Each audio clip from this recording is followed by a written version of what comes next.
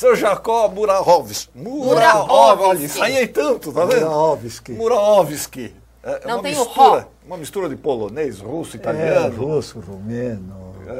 Era a cidadezinha que meus pais nasceram, chamava... Meu pai, nasceram próximos. A cidade do meu pai era Ataque, da minha mãe Brechon. Eram Shetzels, não sei se você já ouviu falar. Não. Eram pequenos lugares onde os judeus eram confinados, mas não sofriam. Quer dizer, mas para ir de um bairro para outro, precisava passar na delegacia. Então, os judeus eram maioria nesses bairros, mas o comércio, essas coisas eram dirigidas por não-judeus, né? E é uma coisa extraordinária. É verdade. A minha mãe era 7 anos mais velha que meu pai. Ela nasceu em 1902 e o meu pai em 1909. E eles vieram para o Brasil, a chamada de um tio meu.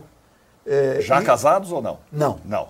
Nem se conheciam. Nem se conheciam. Como a Eva Bly é uma socióloga, ela escreve muito bem, ela conta muito essas histórias dos imigrantes. Ela dizia que lá eles não tinham cidadania. Eles vinham para os outros países para adquirir a cidadania do país, dos lugares. E eles se comunicavam principalmente com o Yiddish. O Yiddish é um idioma, um dialeto, pode-se dizer assim, derivado do alemão. E se casavam por conveniência, né? O meu tio juntou os meus pais, juntou outros 2 irmãos e se casaram. Já no Ipiranga? Já no Ipiranga. Já no Ipiranga. Meus pais, desde que vieram da Rússia, ou da Romênia. Da Romênia. Eles vieram para o Ipiranga. O meu pai chegou em 1928 e a minha mãe em 1929. Se casaram no Ipiranga. E morreram no Ipiranga. E o senhor nasceu no Ipiranga? Eu nasci na rua Silva Bueno, 1512. 1512. No Ipiranga. Ainda existe a casa? Existe. Existe? Existe. Mas é residência ainda ou é comércio? É um comércio. O senhor tem sorte, viu? Porque a casa onde eu nasci foi derrubada. O colégio onde eu estudei foi demolido. Quando eu fiz o colegial, derrubaram para fazer o metrô. Eu não tenho lembrança. Sou um cara sem passado. Mas, felizmente, todos esses lugares ainda existem, né? Está aqui na minha cabeça. O ginásio, o científico. Essas são algumas das histórias que o senhor Jacó conta aqui nesse livro. Ouviram do Ipiranga, as margens plácidas. As margens plácidas. Ouviram do Ipiranga, o bairro onde o senhor nasceu e viveu boa parte da sua vida. Uma grande parte da minha vida, e eu estou ainda ligado sentimentalmente. O Ipiranga, a minha vida está muito unida ao bairro do Ipiranga. Lá que ainda, infelizmente, vários já faleceram, né? Mas meus amigos, a grande maioria, não vou dizer 100%, são nascidos no Ipiranga. Mesmo que não moram hoje no Ipiranga, a gente se encontra. Mas tem aquela coisa... O Ipiranga é um bairro assim, muito unido. Ele não perdeu essa característica. E é curioso que alguns pedaços do Ipiranga ainda guardam vamos dizer, um aspecto de bairro antigo mesmo. Ainda tem aquelas casinhas baixas, tem aquelas ruas tranquilas. Apesar que hoje está se modernizando muito, né? Sem dúvida. Aquele Ipiranga operário já não é mais. Já não é mais. Hoje tem prédios grandes. Sim, claro, né? o progresso chegando em todos os lugares da cidade. Né? Mas ainda tem algumas ruas que você passa com aquele monte de sobradinho. Isso, as casinhas geminadinhas. É curioso isso. Ainda resistiram algumas, né? Aqui o senhor conta, vamos dizer, toda essa história, quer dizer, da vinda dos seus pais para cá, o seu nascimento, a sua infância no Ipiranga, né? Depois tem um personagem aqui, um carroceiro muito curioso, que eu quero falar sobre ele. Eu queria botar umas fotos. O Xará, Tílio. O Xará, meu Xará, Tílio. Eu queria colocar umas fotos aí pra gente ir ilustrando a conversa. Cadê aquelas fotos que a gente separou aí pro seu Jacó? O bairro de Ipiranga é um bairro, o senhor falou de operários, tal, com muita indústria de Ipiranga. Então, isso que eu estava falando para sua filha, que no meu tempo, que eu nasci em 36, e quando eu entrei no primário, eu estranhava que tinha aqueles pessoas bem mais velhas do que eu, né?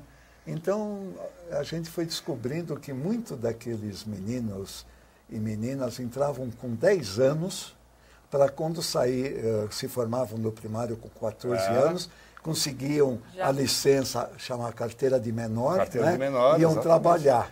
Aí a gente está vendo, por exemplo, uma foto da fachada da General Motors, que era lá no bairro do Ipiranga, se instalou no bairro do Ipiranga. Veio para o Brasil em 1920, 1930, por aí.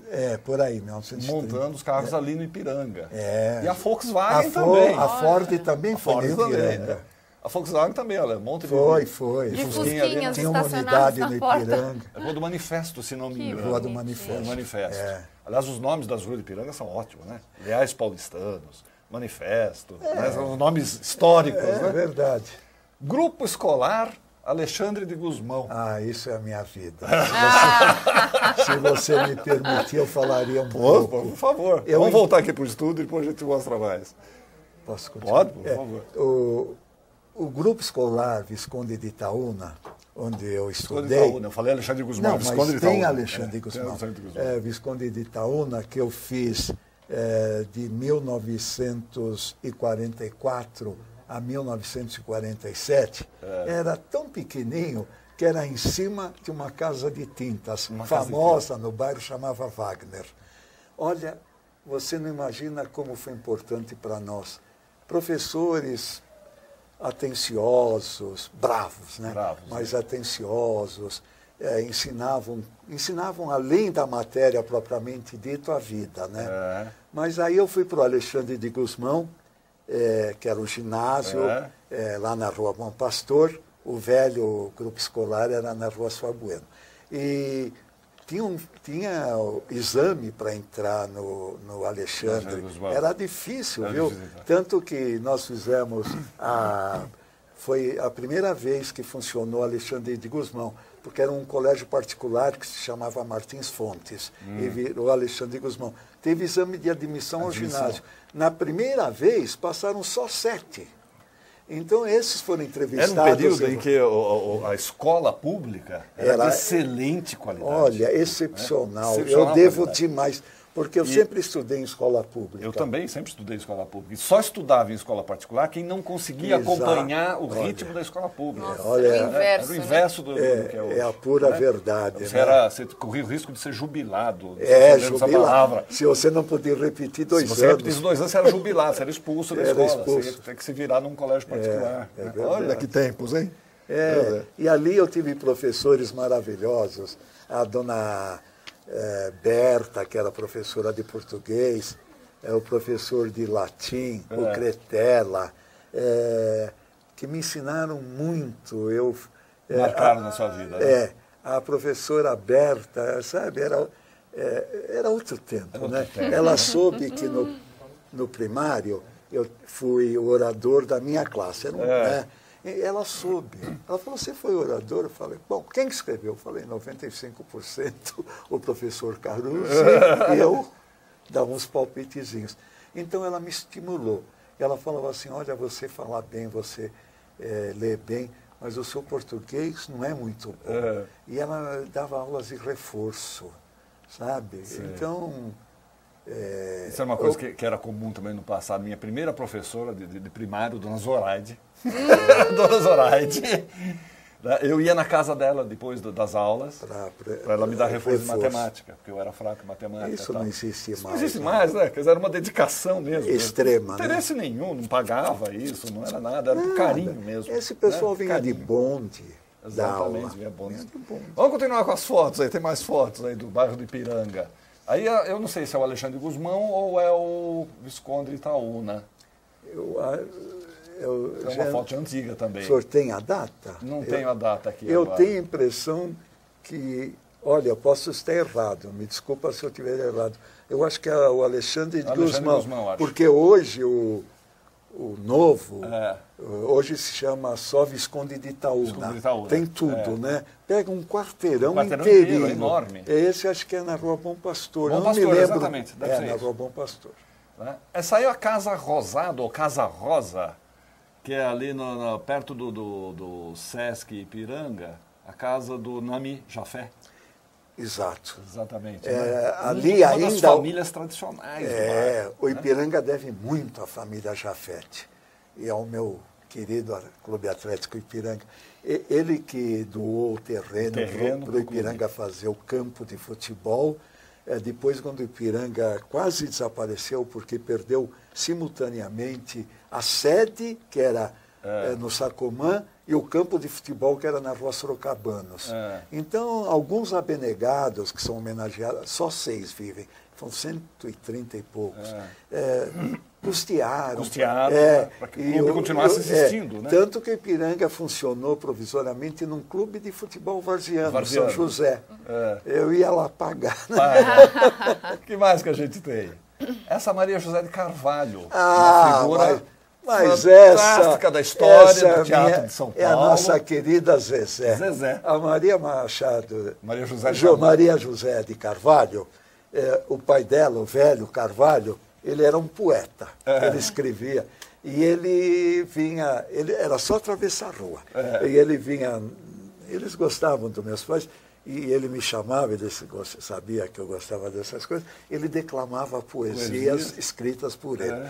Mas a Maria José de Carvalho foi um monstro. A Zezé. Olha, ela era de uma cultura absurda.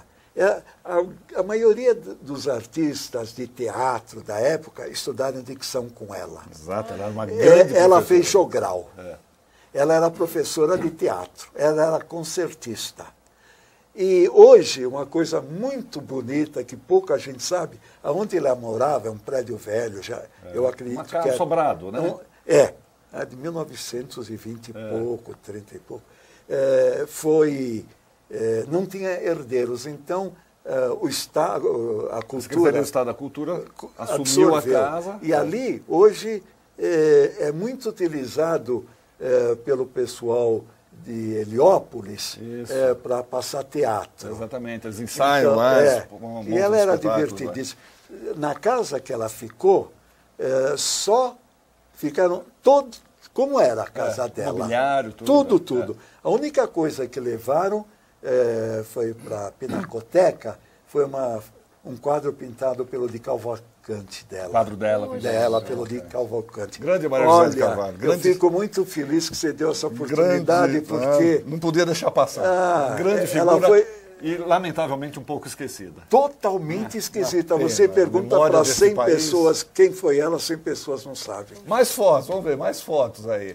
Essa é a nossa Yara Yavelberg. Yavelberg, esposa do Marighella. Companheira do Marighella. Companheira do Marighella. Né? A Yara, para você ter uma ideia, Atílio, quando ela nasceu, a mãe dela se chamava Eva. Eles são Yavelberg. Eu não tenho certeza, porque meu irmão, nós nascemos de parteira, não sei se ela foi de parteira ou já em hospital, porque ela já é um pouco mais moça, né? Nós fomos visitá-la, minha mãe me levou para visitá-la. E ela era uma menina muito inteligente, muito inquieta, né? Ela se casou muito cedo com Samuel Abercorn, que hoje é um médico famoso, bom médico, bom sujeito. Ele nunca quis falar dela. Inclusive, tem o livro Yara Yavelberg, que foi uma tese que gostaram tanto que se transformou num livro. Exato. E a Yara virou, sabe, eu conhecia direito bem essa... Eram jovens idealistas, não mais do que isso. Mas as coisas foram se encaminhando de tal forma que eles tiveram que se esconder e foram chamados de guerrilheiros. E foram perseguidos, né? Muitos foram mortos. Mas hoje ainda alguma coisinha... eu falo muito da Yara no livro. Exatamente, isso que eu coloquei. Muitas coisas, poucas homenagens. Ela tem uma praça em São Paulo que tem o nome dela e o Grêmio da Faculdade também é o nome dela. Ela foi professora, acho que a mais jovem professora da USP. Bacana. Mais fotos. Vamos ver o que temos agora aí. Daí pra frente. O Sinclair Futebol Clube. O Sinclair Futebol Clube. Bom esse nome, Sinclair. Por que o Sinclair? Que era o dirigente do clube, é isso? Não, Sinclair era um time varziano. Não era... Era do lado da Clínica Infantil Ipiranga, o Sinclair. E o que eu sei é que tinha uma oficina mecânica que se chamava Sinclair, a oficina. Então nasceu ali. Nasceu e o dono da clínica, que estava mais ou menos bem de vida, né? Para nós ele estava bem.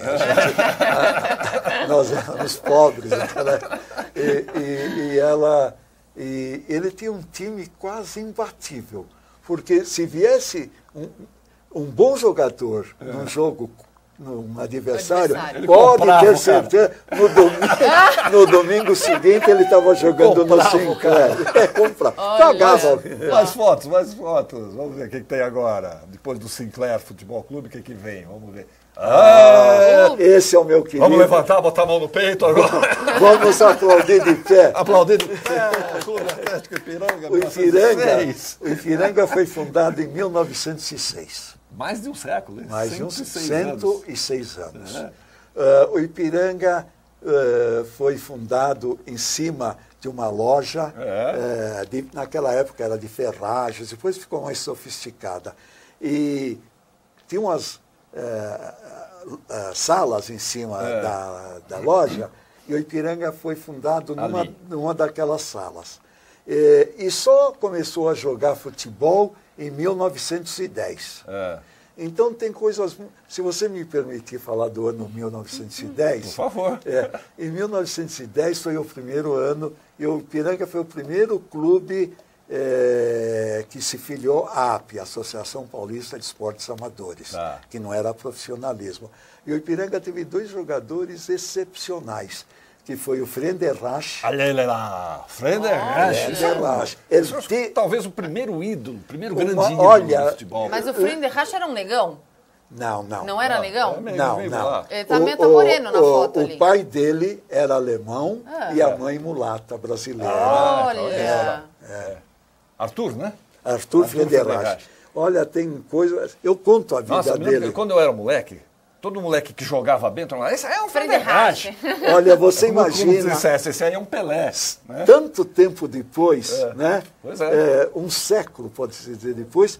Imagina naquela época que não tinha rádio, não tinha nada, com a fama que ele teve, né? Então, ele jogou 4 anos no Ipiranga, não consecutivos. E ele também jogou alguns anos no Paulistano.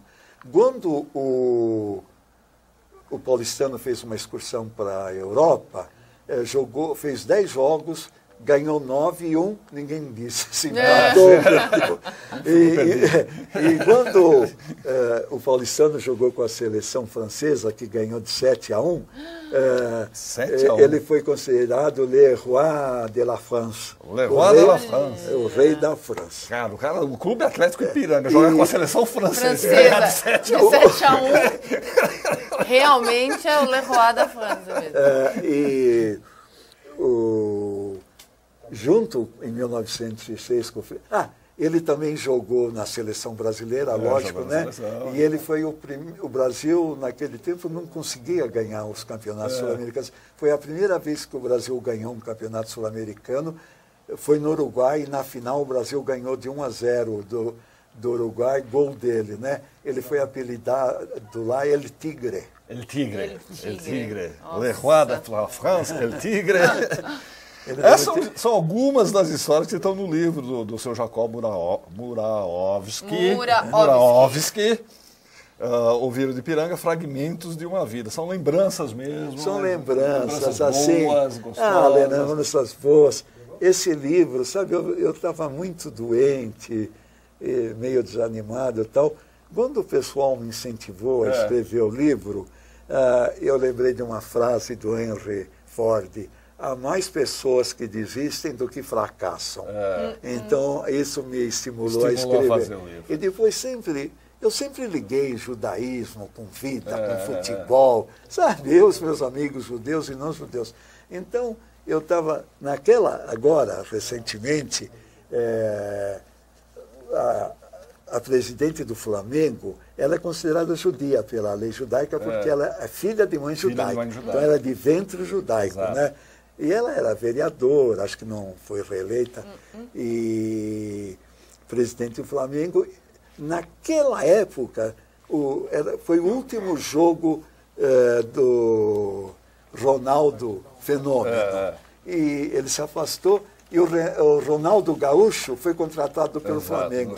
Foi uma festa bonita, foram mais de 20 mil pessoas lá na Gávea, onde era o campo que o Flamengo jogava antes do Maracanã, né? Então eu falei, puxa vida, né? Vida, judaísmo. Futebol. Futebol. Onde se encontra o livro, Sr. Jacó? O livro vai ser lançado agora dia 8, agora, quinta-feira que vem. Eu fiz o livro sozinho, pode-se dizer. Não tive editor, não tive nada, só a gráfica, né? E então, eu já estou vendendo um pouco, pessoas que me conhecem, que me procuram. O lançamento oficial vai ser agora no Clube Atlético Ipiranga. E eu podia ser em outro lugar, né? Não podia ser em outro lugar. Aliás, o nosso presidente atual, Wagner Ismania, eu não poderia deixar de falar, é uma pessoa maravilhosa, viu? Ele anda no clube como se fosse um sócio, não como se fosse presidente. Então o lançamento é dia 8, que horas vai ser? Das 19h30 até umas 23h. Então dia 8, semana que vem, sexta-feira que vem? Quinta-feira que vem, a partir das 19h30, no Clube Atlético Ipiranga, que fica na rua... Manifesto. Rua do Manifesto. Perfeito, legal. Sr. Jacó, parabéns pelo seu trabalho. Gente. E parabéns pelo seu papo também, que é muito agradável. Eu que agradeço. Prazer em tê-lo aqui, Sr. Obrigado a ti. Tudo de bom. Obrigado, foi um prazer, viu? Foi um prazer muito enorme. Obrigada. Olha, eu sou muito grato a vocês. Imagina, que isso. A gente que agradece o a Eliane, que também foi o meu primeiro contato. Alain, está nos ouvindo lá de cima. Alain que veio falar, olha, ela foi muito gentil vem um senhor comigo. aí com um livro muito interessante. Chega um velho aí.